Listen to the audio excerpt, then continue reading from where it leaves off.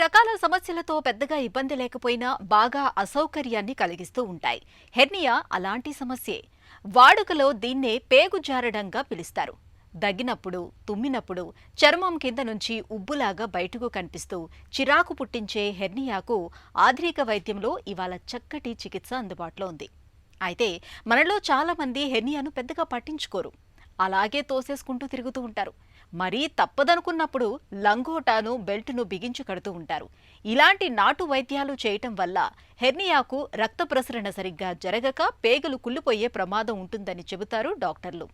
Hernia గురించి ఇప్పుడు తెలుసుకుందాం.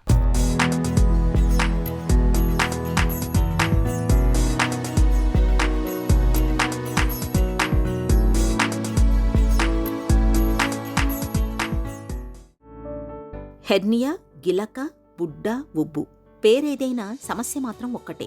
లోపల ఉండాల్సిన పేగు చర్మం కిందుగా బయటకు తోసుకురావడం, శరీరంలో నిర్దిష్ట ప్రాంతంలో ఉండాల్సిన అవయవాలు వాటి పరిధిని అతిక్రమించి మరొక భాగంలోకి చొచ్చుకురావడాన్ని హెర్నియాగా పిలుస్తారు డాక్టర్లు. చర్మం బలహీనంగా ఉన్న భాగాల్లోనూ, కండరాలు బలహీనంగా ఉన్న భాగాల్లోనూ సాధారణంగా హెర్నియా వచ్చే అవకాశం ఎక్కువగా ఉంటుంది. హెర్నియా రావడానికి అధిక బరువు మొదలుకొని ఆపరేషన్ల వరకు చాలా కారణాలే కనిపిస్తాయి. హెర్నియా ఉన్నవారికి ఆ ప్రాంతంలోని అవయవం లేదా కణజాలం ఉబ్బినట్టు కనిపిస్తుంది. హెర్నియాలో చాలా రకాలే ఉన్నాయి. అయితే చాలా మందిలో ఇంగ్వైనల్ హెర్నియా అనేది ఎక్కువగా కనిపిస్తుంది. ఏ రకం హెర్నియా అయినా నిలబడినప్పుడు, దగ్గినప్పుడు కనిపిస్తూ, పడుకున్నప్పుడు, చేత్తో నెట్టుకున్నప్పుడు మామూలుగా అయిపోతూ ఉంటుంది. మొదట్లో నొప్పి లేకపోయినా చర్మం అడుగున పడిన రంధ్రం పరిమాణం పెరుగుతూ పోయే కొద్దీ నొప్పి, బాధ లాంటి లక్షణాల తీవ్రత పెరుగుతుంది. హెర్నియా కామన్గా వాడుక భాషలో పేగు జారడం అని, గిలక వచ్చిందని, లేకపోతే వరిబీజం అలా అనుకుంటూ ఉంటారు. ఎక్కడైతే కండరాలు బాగా వీక్ అయ్యి ఎక్కడైతే దాని స్ట్రెంగ్త్ కోల్పోతుందో అక్కడి నుంచి పేగు బయటకు జారుతుందండి. సో కొన్ని న్యాచురల్ ఆరిఫైసెస్ అంటారు. న్యాచురల్ ఆరిఫైసెస్ అంటే మన బొడ్డు దగ్గర కానీ, లేకపోతే కింద గ్రాయిన్ రీజన్ అవి న్యాచురల్ ఆరిఫైసెస్ నుంచి వచ్చేవి మోస్ట్ కామన్ అంటే ఎక్కువ ఉంటాయండి.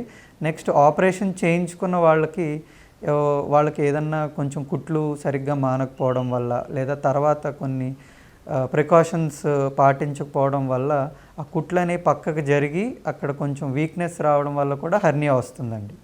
హెర్నియా టైప్స్ ఏంటంటే వెంట్రల్ హెర్నియా అంటామండి, ఇంకొకటి ఇంగ్వైనల్ హెర్నియా.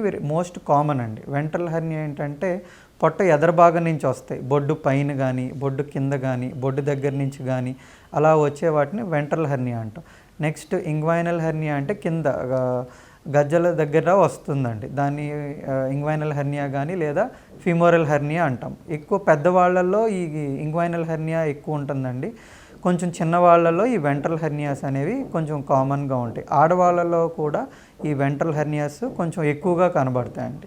హెర్నియా సిమ్టమ్స్ అనేవి ఎక్కువ కామన్గా వచ్చేది పేషెంట్ ఒక చిన్న వాపుగా ఫస్ట్ చూసుకుంటారండి, లేదా వాళ్ళకి ఏదో కొంచెం నొప్పి రావడం, కొంచెం డిస్కంఫర్ట్ ఉండడం, వంగినప్పుడు ఏదో తగులుతున్నట్టు ఉండడం, అది మోస్ట్ కామన్ సిమ్టమ్స్ ఉంటాయండి. కొంతమందికి ఏంటంటే హెర్నియా చిన్నగా ఉన్నప్పుడు అది నొప్పి ద్వారానే తెలుస్తుంది, ఏదో నొప్పి వస్తున్నట్టు, ఏదో కొంచెం ఎత్తుగా కనిపించినట్టు ఉంటుందండి. ఇవి రెండు మోస్ట్ కామన్ లక్షణాలండి. కొంతమందికి ఏంటంటే సడన్గా యూరిన్ ఆగిపోవడం, లేదా విరోచనం ఆగిపోవడం, లేదా ఎక్కువ పొట్ట పై భాగంలో ఏదో ఉబ్బరంగా ఉన్నట్టు ఉండడం, ఇవి కొంచెం అరుదుగా ఉండే సిమ్టమ్స్ అండి హెర్నియాలో. హెర్నియా అనేది ఎక్కువగా బొడ్డు దగ్గర, పొత్తి కడుపు దిగువ భాగాల్లో కనిపిస్తుంటుంది. దగ్గినప్పుడు, బరువులు ఎత్తినప్పుడు, మలమూత్ర విసర్జన సమయాల్లో హెర్నియా తాలూకు ఉబ్బు మరింత స్పష్టంగా తెలుస్తుంది. చేతితో ఒత్తితే ఉబ్బు తిరిగి లోపలికి వెళ్ళిపోతుంటుంది. ఎక్కువగా బరువులు ఎత్తేవారిలోనూ, మద్యపానం చేసేవారిలోనూ, స్థూలకాయులు, వృద్ధులు, ఎక్కువగా ఆపరేషన్లు చేయించుకున్న వారిలో హెర్నియా వచ్చే అవకాశాలు ఎక్కువగా ఉంటాయి. ఇక పసికందుల్లో, తల్లి గర్భంలో 7 నెలల వయసు మగపిండంలో బీజాలు పొత్తి కడుపులో ఉండి ప్రసవానికి ముందు కిందికి జారుతాయి. ఒకవేళ 7 నెలలకే బిడ్డ పుడితే బీజాలు కిందికి రాక, లేదా పేగులు, కొవ్వు, ద్రవం పొత్తి కడుపులోని బలహీన ప్రదేశంలోకి చొచ్చుకొచ్చి హెర్నియా తయారవుతుంది.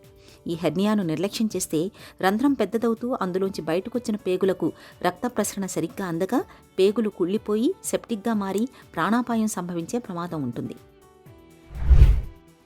హెర్నియా ఉన్నదంటేనే అది మనం వెంటనే దాన్ని సీరియస్గా తీసుకోవాలండి. సర్జరీలో చాలా రకాలు ఉంటాయి, బట్ హెర్నియా అనేది సెమీ ఎమర్జెన్సీ సర్జరీ అంటామండి. ఎందుకంటే హెర్నియా లక్షణాలు లేనప్పుడు బాగానే ఉంటుందండి. సడన్గా అది పెయిన్ రావడం కానీ, అది బాగా వాపు పెరిగినప్పుడు కానీ ఖచ్చితంగా అది ఎమర్జెన్సీ సర్జరీ అవుతుంది. సో హెర్నియా ఎంత చిన్నగా ఉన్నప్పుడు సర్జరీ చేయించుకుంటే అంత సులువుగా అయిపోతుందండి అది. ఒకప్పుడు హెర్నియా రిపేర్ అంటే చాలా పెద్ద పెద్ద కోతలుండి ఎక్కువ రోజులు హాస్పిటల్ ఉండడం, అవి చీము పట్టడం, మళ్ళీ చేసిన ఒక 10 సంవత్సరాలకో 15 సంవత్సరాలకో మళ్ళీ అది వెనక్కి రావడం, ఇవన్నీ ఉండేవండి. ఇప్పుడు కాలక్రమేణా డిఫరెంట్ టెక్నిక్స్ రావడం, టెక్నాలజీ పెరగడం వల్ల హెర్నియా సర్జరీ అనేది కూడా చాలా సింపుల్ సర్జరీ అయిపోయింది. సో ఒకప్పుడు ఇంకోటి ఏంటంటే మెష్లు అనేది వేస్తాండి. మెష్ అంటే ఒక జల్లెడ లాంటిది. సో ఎక్కడైతే ఆ వీక్నెస్ ఆర్ డిఫెక్ట్ ఉందో దానిపైన ఒక జల్లెడ లాంటిది పెడతామండి. జల్లెడ లాంటిది పెట్టడం వల్ల ఏంటంటే అక్కడ కండరాలు అవన్నీ కూడా బిగుస్తాయి. నెక్స్ట్ ఇప్పుడు ఏంటంటే లేటెస్ట్గా లాప్రోస్కోపీ అండ్ రోబోటిక్ సర్జరీలు కూడా వచ్చినాయి. అంటే కోత లేకుండా అని కాదు, చిన్న కోత, కేవలం మన పెన్ సైజులో ఉన్నంత కోతలో 2-3 కన్నాలు పెట్టి హెర్నియా రిపేర్లు ఇప్పుడు చేయొచ్చండి. రోబోటిక్ సర్జరీలో ఇంకా అడ్వాంటేజ్ ఏంటంటే ఎక్కువ ఎవరికైతే ఊబకాయం ఉంటుంది, ఓపెన్ సర్జరీలు తట్టుకోలేరు అన్న వాళ్ళకి రోబోటిక్ సర్జరీ ద్వారా కూడా మనం ఇప్పుడు ఆపరేషన్లు చేయొచ్చండి. వీటిలో అడ్వాంటేజ్ ఏంటంటే పేషెంట్ ఆపరేషన్ చేయించుకున్న 2 రోజులకే వర్క్ వెళ్ళచ్చు, కుట్లు కూడా తొందరగా మానుతాయి, వాళ్ళ నార్మల్ లైఫ్కి తొందరగా వెళ్ళిపోవచ్చండి. వేరేజ్ ఇన్ ఓపెన్ సర్జరీలో ఏంటంటే ఆ కుట్లు మానడానికి టైం పడుతుంది, ఆ నొప్పి అనేది కూడా ఈ లాప్రోస్కోపిక్ కన్నా ఎక్కువ ఉంటుందండి. హెర్నియాతో బాధపడుతున్నప్పుడు మనలో చాలామంది సరైన చికిత్స తీసుకోకుండా నిర్లక్ష్యం చేస్తుంటారు. తోసేస్తే లోపలికి వెళ్ళిపోతుంది కదా అని పెద్దగా పట్టించుకోరు. పైగా లంగోటీలు, బెల్టుల వంటి వాటితో బుడ్డను లోపలికి బిగించి కడుతుంటారు. నిజానికి ఇలాంటి ప్రయత్నాల మూలంగా చర్మం మరింతగా దెబ్బతినిపోయి వాపు, ఇన్ఫెక్షన్లు వచ్చే అవకాశాలుంటాయి. హెర్నియాకు సర్జరీ ఒక్కటే అత్యుత్తమ పరిష్కారం. హెర్నియాను ఒకప్పుడు పెద్దగా కోత పెట్టి శస్త్రచికిత్స చేసేవారు. ఇప్పుడు లాప్రోస్కోపీ విధానంలో మెష్ ప్లాస్టీ పద్ధతిలో సర్జరీని చేస్తున్నారు. లాప్రోస్కోపీ టెక్నిక్లో చర్మం ద్వారా హెర్నియా ఉన్న ప్రదేశాన్ని చేరుకొని మొదట తిత్తిని కత్తిరించి తొలగిస్తారు. తర్వాత అక్కడ కుట్లు వేయడంతో పాటు సాగిన చర్మపు పొరలన్నింటికీ విడివిడిగా కుట్లు వేస్తారు. తర్వాత మెష్ను లాప్రోస్కోపీ పరికరానికి చుట్టలా చుట్టి లోపలికి వెళ్ళాక మెష్ను పరుస్తారు. మెష్తో రంధ్రాన్ని మూసివేశాక కుట్లు వేయడం లేక పిన్స్ కొట్టడం చేస్తారు. పోస్ట్ ఆపరేటివ్ కేర్ ఓపెన్ సర్జరీకి అయితే మాత్రం ఇప్పుడు మేము అడ్వైస్ చేసేది 6 నెలల వరకు ఎలాంటి బరువులు ఎత్తే పనులు చేయొద్దని చెప్తామండి. ఎందుకంటే బరువులు ఎత్తినప్పుడు పొట్ట కండరాల మీద ఒత్తిడి పడినప్పుడు మళ్ళీ హెర్నియా వెనక్కి వచ్చే అవకాశం ఉంటుందండి. బట్ లాప్రోస్కోపీలో కుట్లు అనేవి తక్కువ ఉండడం వల్ల సో ఇమీడియట్ వితిన్ 1 మంతే మేము మొత్తం బరువులు ఎత్తే పనులన్నీ కూడా చేసుకోవచ్చండి. ఇది ఓపెన్ సర్జరీకి లాప్రోస్కోపీ సర్జరీకి తేడా. బట్ నార్మల్ పనులు అయితే మాత్రం ఓపెన్ అయినా లాప్రోస్కోపీ అయినా కేవలం ఒక 2 వారాల తర్వాతే వాళ్ళ పనులు వాళ్ళు సులువుగా చేసుకోవచ్చండి. హెర్నియా రాకుండా ప్రికాషన్స్ ఎక్కువ బరువు పనులు చేసేవాళ్ళు లేకపోతే జిమ్కి వెళ్ళేవాళ్ళు తీసుకోవాలండి. వాళ్ళకి అబ్డామినల్ బైండర్స్ అని లేదా హెర్నియా ట్రస్ అని ఉంటాయి. సో ఇవి వేయటం ఎక్కడైతే ఆల్రెడీ ఈ అబ్డామినల్ బైండర్స్ ఈ బొడ్డు దగ్గర, ఆ కండరాల దగ్గర కొంచెం ఎక్స్ట్రా సపోర్టివ్గా ఉంటాయండి.